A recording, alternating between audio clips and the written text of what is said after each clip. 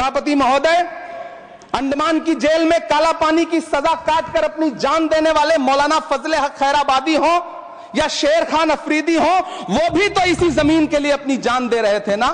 सभापति महोदय, पाकिस्तान के खिलाफ लड़ते हुए अपनी जान देने वाले महावीर चक्र विजेता ब्रिगेडियर उस्मान हो या पाकिस्तान के पैटर्न टैंक उड़ाने वाला परमवीर चक्र विजेता वीर अब्दुल हमीद हो, वो भी तो इसी जमीन के लिए अपनी जान दे रहा था ना। और मंत्री जी, मैं इस सदन में अलग ऐलान ये कहता हूं कि जब भी इस देश की जमीन को लहू की जरूरत होगी, आपसे 2 कदम आगे इमरान खड़ा मिलेगा, ये मैं आपसे यकीन दिलाते हुए कह रहा हूं। सभापति महोदय, मैं सरकार से कहना चाहता हूं, हमसे हमारी इबादत गाहें तो मत छीनिए ना, हमारे घरों पे बुलडोजर तो मत चलाइए ना, हमारी कब्रों में तो हमें सुकून से सोने दीजिए ना। सभापति महोदय, माइनॉरिटी मिनिस्ट्री का बजट कट करके, मुस्लिम बच्चों की स्कॉलरशिप बंद करके अब सरकार कह रही है कि हम वक्फ की आमदनी से गरीब मुसलमानों का भला करेंगे। गुजरात की बेटी बिल्किस के बलात्कारियों की रिहाई के बाद उन्हें माला पहनाने वाली लोगों के नेता ये कह रहे हैं कि यह बिल मुस्लिम महिलाओं को उनका हक दिलाएगा। धन्यवाद मोदी जी, क्या बढ़िया सौगातें मोदी दे रहे हैं आप। पहले हमें गुजराते मोदी दिया, आप सौगाते मोदी दे रहे हैं।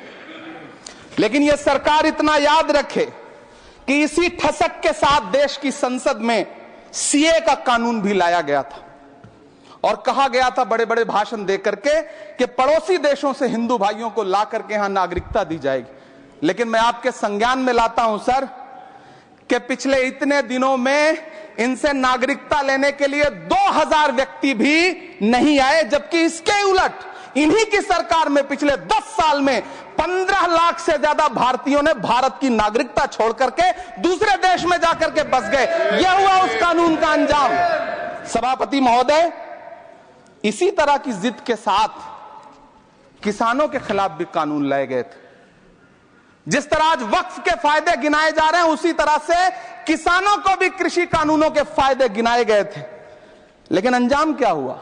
700 किसानों की शहादत लेने के बाद सरकार को अन्नदाता किसानों के सामने घुटने टेकने पड़े और कृषि कानून वापस लेने पड़े। जिल्ले इलाही, जमहूरियत जो है वो नफरत और ठसक से नहीं चलती है, अकड़ से नहीं चलती है, उसमें सबकी हिस्सेदारी जरूरी है।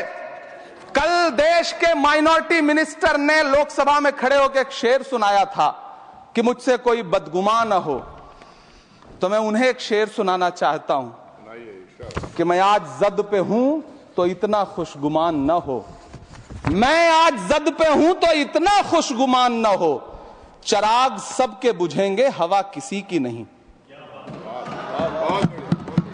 नीतीश कुमार जी हो, चंद्रबाबू नायडू जी हो, चिराग पासवान जी हो, जयंत चौधरी जी हो, देवे गौड़ा जी हो, जीतन राम मांझी जी हो, सबको समझना पड़ेगा कि जब जंगल में आग लगती है तो न वो बरगद बचते हैं जो हवा को आंधी में तब्दील करते हैं, न वो बांस बचते हैं जो आपसी रगड़ से चिंगारी पैदा करते हैं।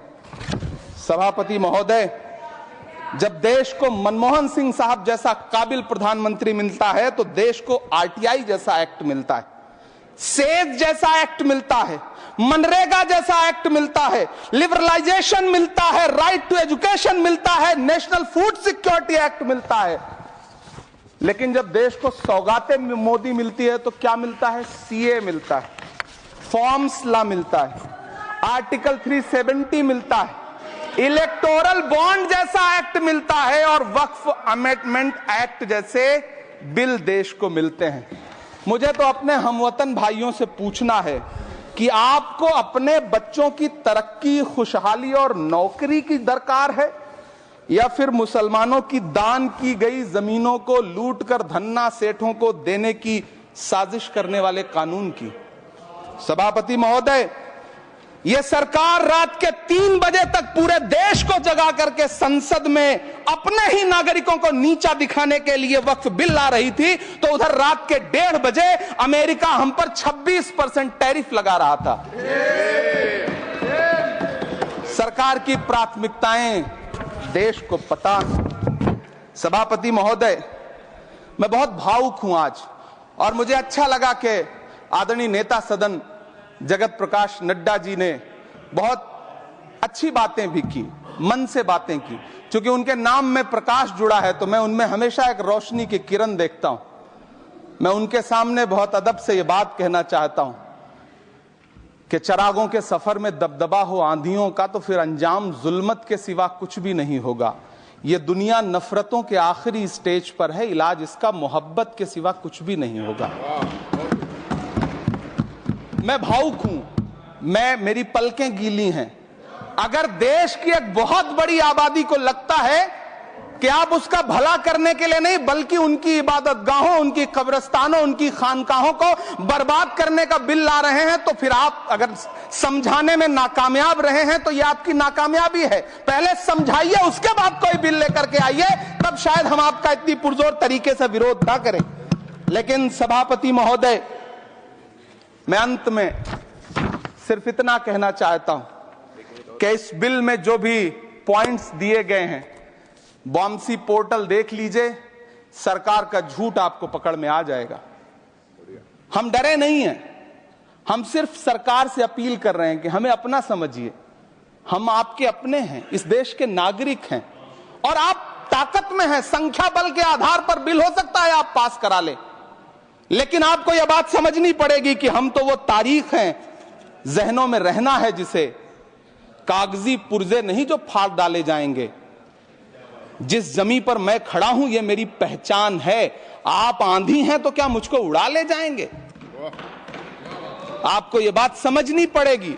आपको अगर इतना विपक्ष की तरफ से पहले जेपीसी में इतने सारे पॉइंट्स आए और उसके बाद कल से लोकसभा में और राज्यसभा में सुझाव आप सुनने को तैयार नहीं है, लोगों की शंका को दूर करने के बारे में आप बिल्कुल सोच नहीं रहे, बस आप कह रहे हैं यह बिल उम्मीद की नई किरण है। नहीं साहब, इसे भले किरण जी लेके आए हैं, लेकिन ये उम्मीद की नहीं बल्कि नाउम्मीदी की किरण है। और इस देश की एक बहुत बड़ी आबादी इस बात से खदशे में है, शक में है कि आप सीधे उनकी जमीनों को लूट करके धन्ना सेठों को बेचना चाहते हैं। मेरी अब भी आपसे अपील है कि इस बिल को वापस लीजिए। यह बिल कहीं से आपके अपने नागरिकों के लिए अच्छा नहीं है। यह बिल सिर्फ इस देश के मुसलमानों को नीचा दिखाने का और अपने एक ऐसे मतदाता वर्ग को खुश करने का बिल है जिनको इस बिल के पास हो जाने से कुछ मिलेगा भी नहीं।